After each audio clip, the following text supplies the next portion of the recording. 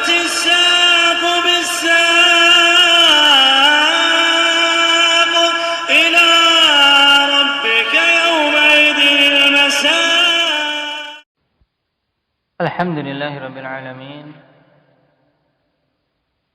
والصلاة والسلام على المبعوث رحمة للعالمين وعلى آله وأصحابه ومن تبعهم بإحسان إلى يوم الدين. Amma ba'd. Pembahasan yang lalu berhubungan dengan penetapan sifat apa, Iqbal? Sifat ulu bagi Allah Subhanahu wa taala. Baik, di antara dalil yang menunjukkan sifat tersebut apa? Kalau Nabi sallallahu alaihi wasallam, "Ala ta'manuni wa ana aminu man fis sama'." Nah, hadis siapa ini? Abu Sa'id Al-Khudri, muttafaqun alaih. Dalil yang lain? Indaka Hudzaifah.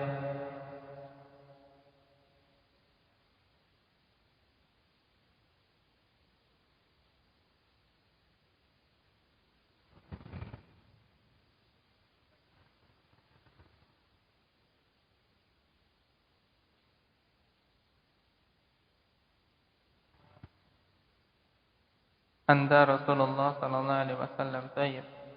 Faqala a'tiqha fa innaha mu'minah. Hadis apa itu? Muawiyah ibn al-Hakam. Bedakan dengan Muawiyah ibn Abi Sufyan. Tayyib. Kalau ini Muawiyah ibn al-Hakam as-Sulami radhiyallahu anhu. Syahidnya pada jawaban jariyah ketika ditanya ayna Allah, qalat fis sama. Kemudian Nabi sallallahu alaihi wasallam menjadikan itu sebagai patokan keimanan dia. Baik. Sekarang kita masuk pada sifat berikutnya.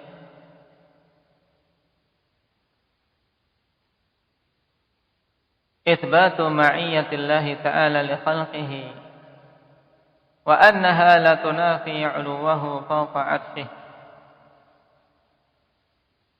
Penetapan kebersamaan Allah Subhanahu wa taala dengan makhluk-makhluknya, dan bahwasanya kebersamaan ini tidaklah bertentangan dengan ketinggian Allah Subhanahu wa taala di atas arsy.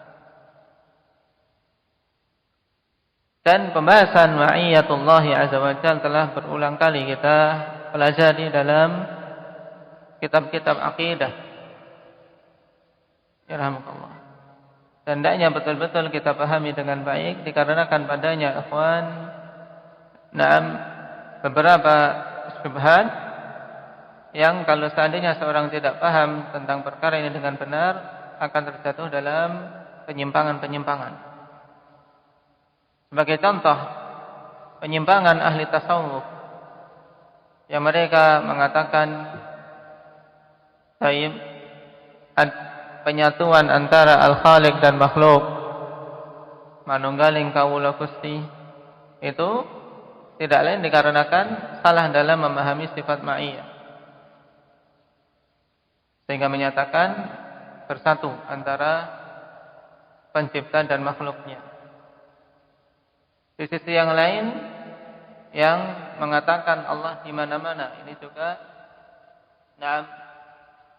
keliru selain pada pembahasan sebelumnya, juga pada pembahasan ma'iyah ini. Ketika dikatakan wa huwa ma'akum aina ma kuntum, berarti di mana-mana. Ini juga keliru dalam memahami ma'iyah.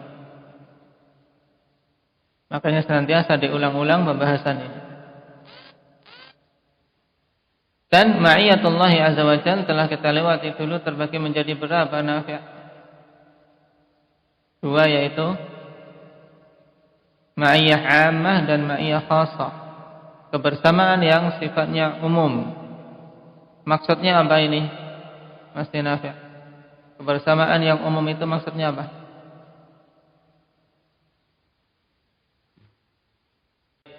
Kebersamaan dari sisi ilmu. Paham? Berarti ketika Dikatakan Allah bersama dengan hamba-hambanya, maksudnya Allah mengilmui semua yang dilakukan oleh hamba-hambanya. Ilmu Allah senantiasa melingkupi mereka, tidak ada yang bisa keluar dari cakupan ilmu Allah. Ini ma'iyah ammah. Ma'iyah yang kedua apa?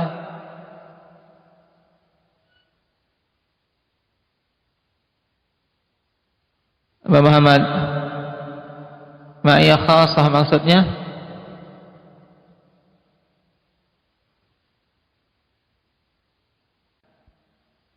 Ma'iyah khasah, yaitu ma'iyah yang khusus, yang diberikan kepada hamba-hamba yang Allah Subhanahu wa ta'ala cintai,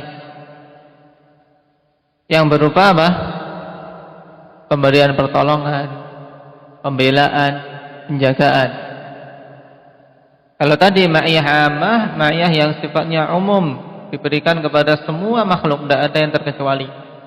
Karena berupa apa? Berupa ma'iyatul ilm. Berarti apa? Allah mengetahui semuanya. Dan ini dikatakan kebersamaan. Kenapa? Karena tidak bisa luput sama sekali mereka dari apa? Dari cakupan ilmu Allah. Paham? Paham Nafi'? Hah? Belum? Baik. Saya ulangi lagi. Pahami? Nah, ma'iyah ada berapa? Ada dua, ma'iyah ammah dan ma'iyah khasah. Ammah itu maknanya umum, ya. Berarti umum, kebersamaan yang sifatnya umum ini semua makhluk dapat. Paham? Sampai sini paham dulu? Belum? Belum? Paham? Baik. Ma'iyah sifatnya umum, diberikan kepada semua makhluk. Berupa apa? Sekarang, yang umum ini berupa apa? Yaitu berupa ma'iyatul ilm, kebersamaan yang berupa apa? Ilmu. Maksudnya apa? Yaitu bahwasanya ilmu Allah Subhanahu wa ta'ala itu melingkupi semua makhluknya. Paham? Jadi Allah Subhanahu wa ta'ala maha tahu semua yang dilakukan oleh makhluk-makhluknya. Apakah ada satu makhluk yang bisa luput dari pengetahuan Allah? Dia bisa sembunyi tanpa Allah ketahui? Tidak ada. Inilah yang dimaksud dengan ma'iyah ammah. Dalam artian semua makhluk mereka apa? Dalam cakupan ilmu Allah Subhanahu wa ta'ala. Paham sampai sini? Kemudian ma'iyah yang khassah, ma'iyah yang khusus, hanya diberikan kepada hamba-hamba yang Allah cintai, berupa apa? Berupa pembelaan, pemberian pertolongan. Ketika dikatakan la tahzan innallaha ma'ana, jangan bersedih, sesungguhnya Allah bersama kita. Maksudnya kebersamaan yang khusus, yaitu Allah akan memberikan pertolongan, Allah akan membela kita. Ini maksudnya. Paham?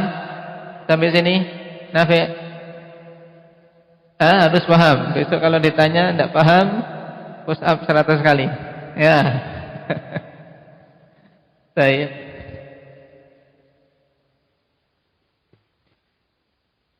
Ini telah kita lewati berkali-kali. Wa qawlihi afdalul imani an ta'lama anna Allaha ma'aka aina ma kunta. Karena sekarang berhubungan dengan hadis saja, beliau langsung menyebutkan dalil dari hadis tentang sifat ma'iyah. Adapun dalil dari Al-Quran, apa di antaranya Arin? Wa huwa ma'akum aina ma kuntum, berhubungan dengan ma'iyah ammah, dia senantiasa bersama kalian dimanapun kalian berada. Adapun yang khusus, contohnya apa?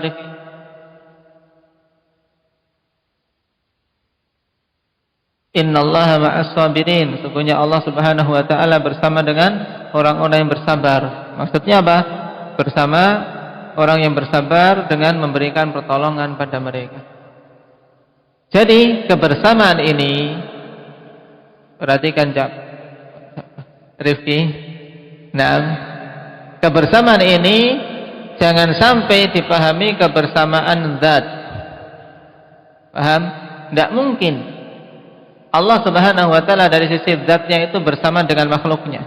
Karena itu suatu perkara yang muhal, yang Allah Subhanahu wa taala tetapkan itu hal yang muhal. Kenapa? Karena Allah Subhanahu wa taala tinggi di atas arsy, terpisah dari makhluk. Jadi dari sisi zat, seorang tidak boleh menyatakan zat Allah bersama dengan makhluknya. Karena Allah Subhanahu wa taala tinggi di atas arsy. Tapi ma'iyah yang dimaksud dua jenis tadi diingat-ingat. Nah, hadis sekarang ini, afdalul iman an ta'lama anna Allaha ma'aka aina ma kunta. Seutama-utama iman yaitu engkau mengetahui bahwasanya Allah bersamamu dimanapun engkau berada. Ma'iyah apa yang ditetapkan dalam hadis ini? Tolhah? Ma'iyah ammah, untuk menegaskan bahwasanya ilmu Allah Subhanahu wa taala senantiasa menyertai kita. Tidak pernah luput gerak-gerik kita dari ilmu Allah Subhanahu wa taala.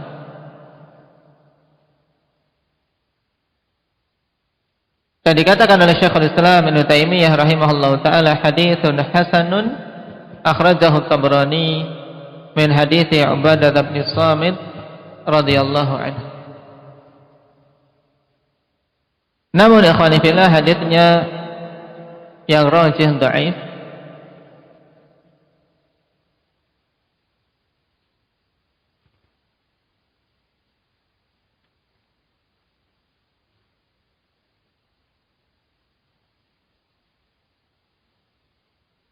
Dikarenakan padanya ada Nu'aim ibn Hammad. Dia seorang yang dhaif dari sisi hafalan.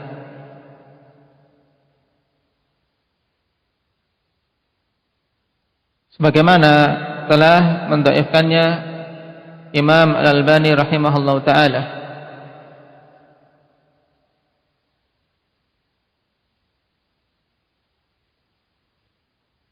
Namun akhwani fillah, makna dari hadis sabit berdasarkan dalil-dalil yang lain. Dari sisi maknanya benar, maknanya hak. Baik. Karena seorang yang betul-betul yakin bahwasanya Allah Subhanahu wa taala ilmunya melingkupi segala sesuatu, maka dia akan menjadi orang yang bertakwa. Dan akan terwujud iman yang benar. Di antara dalil yang menunjukkan hal ini firman Allah Subhanahu wa taala, wa huwa ma'akum aina ma kuntum.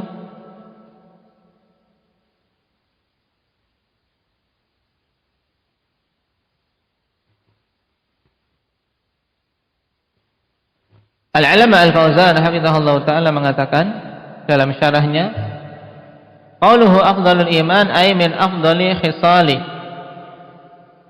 Itu maksudnya di antara seutama-utama sifat-sifat keimanan. Fa fi hadza dalilun ala anna al-iman yatafadhal, dan pada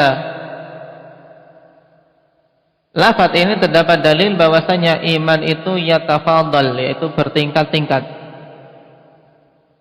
Hal ini tidak syak karena dalil-dalil yang banyak menunjukkan keimanan itu bertingkat-tingkat, akhwan. Sebagaimana keyakinan ahli sunnati wal jamaah, imannya Jibril berbeda dengan imannya manusia. Imannya Abu Bakar berbeda dengan imannya kita-kita.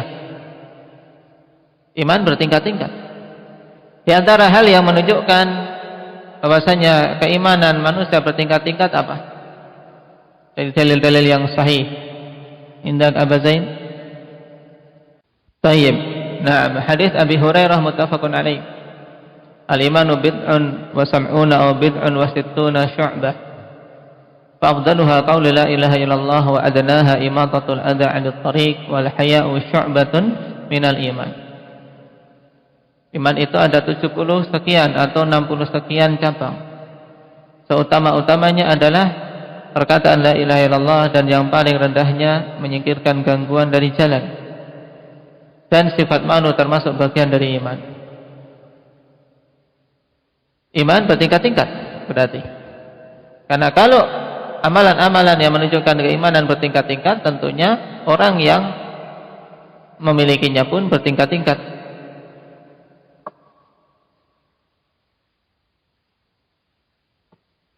Afdhalul iman an ta'lama anna Allah ma'ak, ay bi'ilmihi wa tila'ih. Maksudnya engkau betul-betul yakin. Di sini ilm yaitu ilmul yakin. Betul-betul yakin bahwasanya Allah bersamamu dengan ilmunya dan pengawasannya. Allah mengetahui engkau semua gerak-gerikmu dan Allah mengawasimu. Haitsu ma kunta ay fi ayyi makanin wujidta. Maksudnya dimanapun engkau didapati, di tempat mana saja engkau didapati, maka Allah Subhanahu wa ta'ala senantiasa mengawasimu.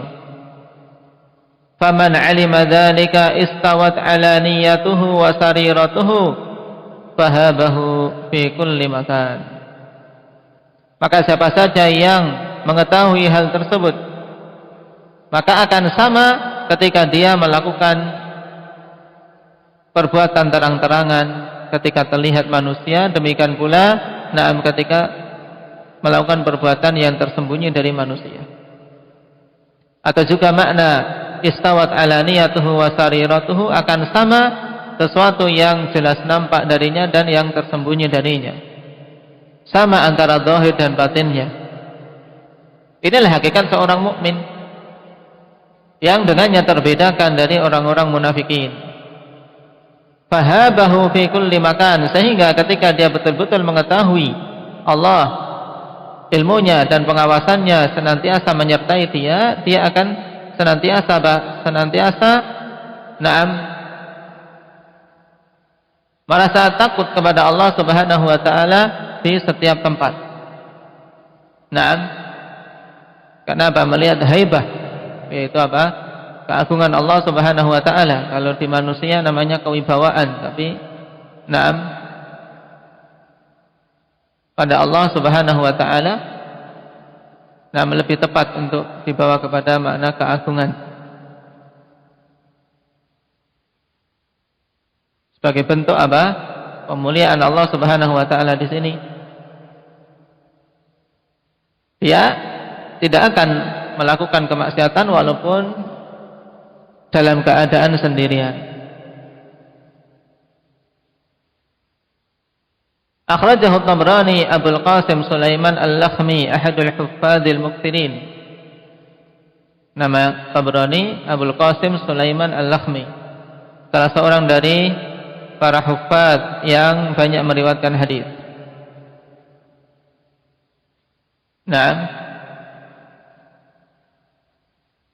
Disebutkan di sini At-Tabrani huwal imamul hafizul thiqah ar-rahal al-jawwal, yaitu seorang yang banyak melakukan rihlah, yang banyak melakukan bepergian ke sana kemari mencari hadis. Muhaddithul Islam, alamul mu'ammarin, Abul Qasim Sulaiman ibnu Ahmad ibnu Ayyub Ibni Mutair Al-Lakhmi Asy-Syami At-Tabrani. Jadi Sulaiman bin Ahmad bin Ayyub Al-Lakhmi Asy-Syami dan nisbah kepada Syam, negeri Syam.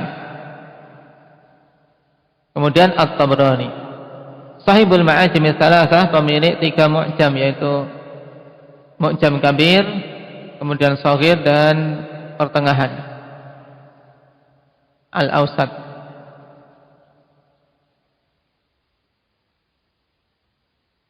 Lahir di tahun 260-an.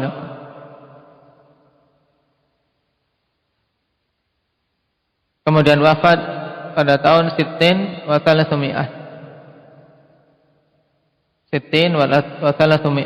Berarti berapa?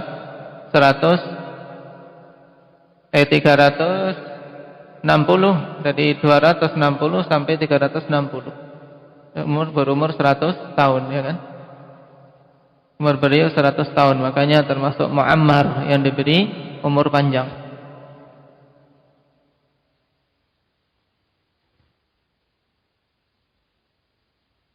Wa qad rawa hadzal hadits fil Mu'jamil Kabir. Beliau telah meriwayatkan hadits ini dalam Mu'jamul Kabir dan telah kita ketahui sanadnya dhaif tadi karena siapa? Sebab kedhaifannya Adin Nu'aim bin Muhammad. Tayyib dhaif min kibari hifdzi. Walaupun dari sisi sunnah ikhwan, beliau dikenal kokoh di atas sunnah. Berarti ketika dihukumi dhaif, tidaklah menjadi cacat baginya dari sisi dia berarti bukan sunni. Bukan maksudnya demikian, ikhwan. Dalam ilmu hadis ada dua hal yang dilihat dari sisi kekuatan hafalan, dan dari sisi adalah. Tayyib dari sisi adalah. Kalau seseorang adalahnya bagus, orang sunni salafi, tapi kalau hafalannya jelek ya tetap dihukumi dhaif. Bukan kemudian gara dia ahli sunnah walaupun dhaif tidak apa-apa diterima khabarnya. Ini keliru.